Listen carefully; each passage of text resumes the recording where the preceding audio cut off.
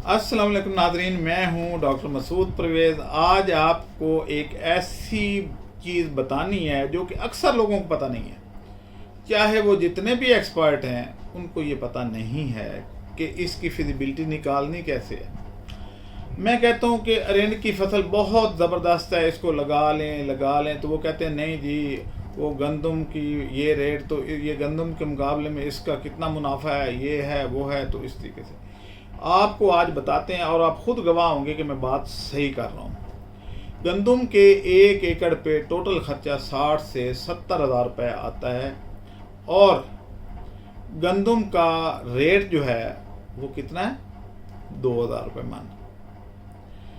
अरंड की फसल पे खर्चा कितना आता है, 1000 रुपये एक फसल पे। कितना, 1000। आप हैरान होंगे कि ये कैसे, 8000 का तो बीज दे रहा है। तो 1000, यही बात समझाने वाली है। ये 5 साल चलती है ये फसल, एक दफ़ा लगाने के बाद 5 साल तक चलती है। खर्चा कितना हुआ, वही पहली दफ़ा 20,000 रुपये खर्चा, जिसमें खाद, बीज, स्प्रे, ये सारा कुछ शामिल है।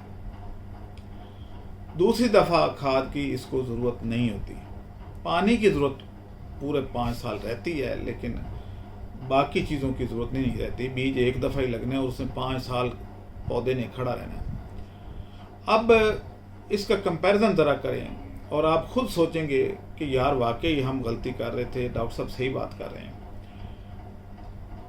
गंदम की फसल कितने माह की है, तकरीबन 7 माह की।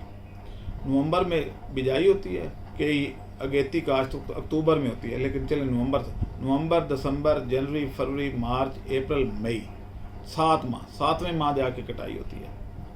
ये आज लगाएं, 4 महीने बाद इसकी पहली फसल आप काट लेते हैं। तो कितना टाइम लगा, आधा, तकरीबन आधा टाइम।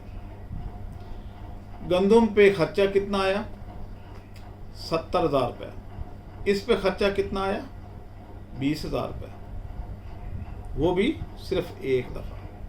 गंदम जितनी दफ़ा लगाएंगे उतनी बार खर्चा, उतनी बार हाल चलाना है, उतनी बार सारा कुछ। इधर कोई खर्चा इस तरह का नहीं है, क्योंकि एक दफ़ा लग गया तो इसने 4 से 5 साल तक रहना है और साल में कम से कम 3 फसलें तो आएंगी।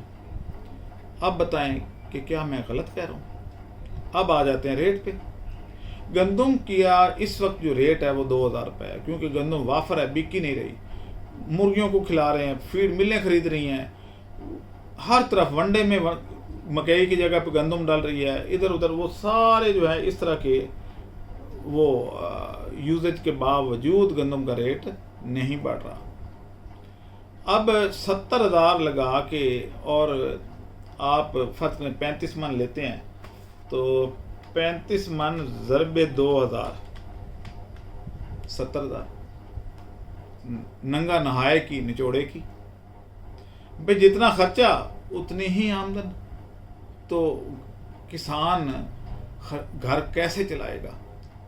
फिर क्या होता है कि वो आधा एकड़ बेच देता है और अगले 2-3 माह का या साल पूरे का खर्चा उसमें से करता है। हर साल उसकी ज़मीन श्रिंक हो रही है, क्योंकि वो खर्चा कहाँ से पूरा करे, वो ज़मीनें बेच के तो इसको पूरा करता है। अब आ जाए अरंड पे। अरंड की पहली फसल तो कम आती है, ज़रा पौधा छोटा होता है, तो 20-22 मन आती है। दूसरी फसल जो है वो 30-32 मन, तीसरी फसल जो है वो 35 से 40 मन करती है। तो अब हम कहते हैं जी कि पहली दफ़ा चलें। वैसे जो है अगर आप देखें तो एक फसल पे सिर्फ 1000 का खर्चा आ रहा है।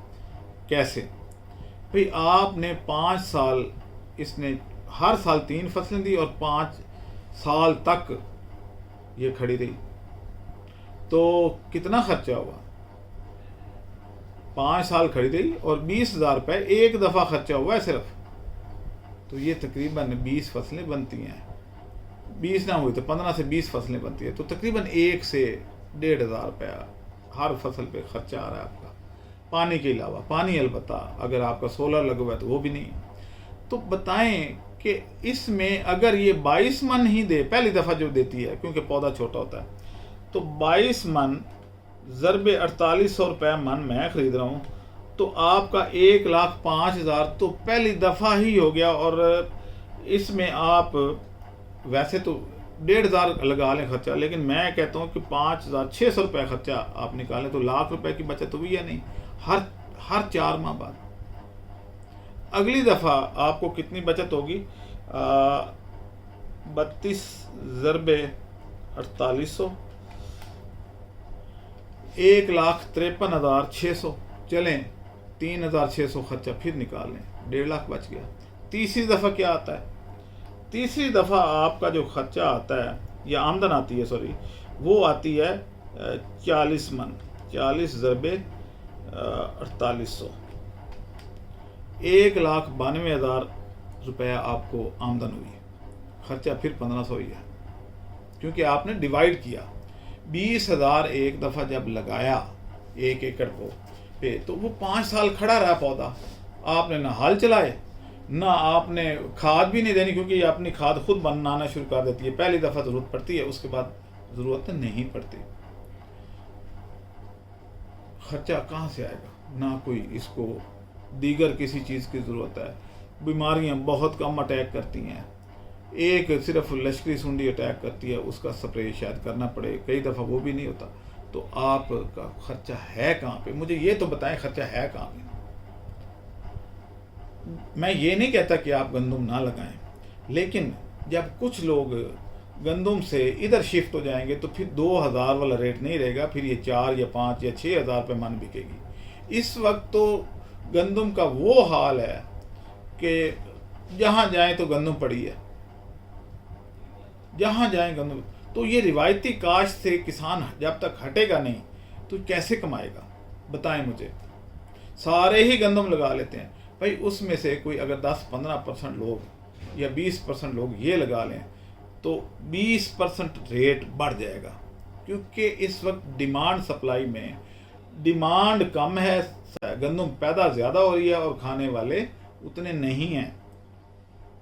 तो फिर हाल तो यही होना है। दूसरी बात यह है कि जैसे इंडिया हमारे साथ कर रहा है, सिंध तास मुआहदा ख़त्म, दरिया के ऊपर बगलियार डैम, फलां डैम, ये डैम, तो पानी तो खुश्क हो रहा है। तो गंदम तो पानी के बगैर नहीं हो सकती, लेकिन ये एक दफ़ा अगर हो जाए तो इसको बहुत कम पानी की ज़रूरत है, क्योंकि है ये सराई फसल, जहाँ बारिश, ना नहरें, ना ट्यूबवेल, कुछ भी नहीं होता, तो वहाँ ये उगी होती है। और कौन उगाता है? अल्लाह ताला। इसके अंदर इतनी ताकत है, इसकी जो सेंटर वाली जड़ है वो बहुत नीचे जाती है और पानी चूस लेती है। तो उस वक्त अगर एक दफ़ा ये पौधा जवान हो जाए तो फिर इसको कोई एक्सटर्नल पानी ना भी मिले, जब कभी बारिश हो जाए तो उससे भी ये ज़िंदा रहती है, ये मरती नहीं है। तो अब खुद आप बताएं कि ऐसी फसल लगाएंगे या वो फसल लगाएंगे जिस पे दुनिया जहान की खादों की ज़रूरत हो, हर दफ़ा हल चलाने की ज़रूरत हो, और उसके बेशुमार स्प्रे हों, और उसके बाद रेट भी ना मिले? बताएं क्या करेंगे? मैं गंदम के ख़िलाफ़ नहीं हूँ, मैं ये चाहता हूँ कि कुछ लोग जो है वो रिवायती फसल से हट के इस पे आ जाएं और इसको काश्त करें। जब पैदावार कम होगी थोड़ी सी तो रेट किसान को मिलेगा, वो उसकी गंदम प्रॉफिटेबल हो जाएगी। इसी तरीके से चावल और मकई भी प्रॉफिटेबल हो जाएंगी। तो ये चीज़ें जो हैं इनको करने की ज़रूरत है।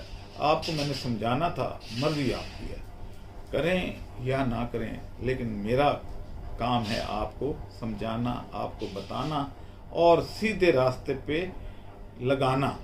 तो ये मैं काम करता रहूँगा। आप मेरा ये चैनल जो है इसका लिंक लोगों से शेयर कर दिया करें, किसान भाइयों को, ताकि वो भी इन बातों से, मुफीद बातों से इस्तिफ़ादा हासिल कर सकें और अपनी हालत ज़ार बदल सकें। मुझे इसलिए ये सारी चीज़ें पता है कि मैं ख़ुद एक ज़िम्मेदार हूँ। मेरे पास 25 एकड़ ज़मीन है और मैं उस पर जब काश्त करता हूँ तो आप यकीन करें कि मज़ारे के तनख्वाह मुझे पल्ले से देनी पड़ी है।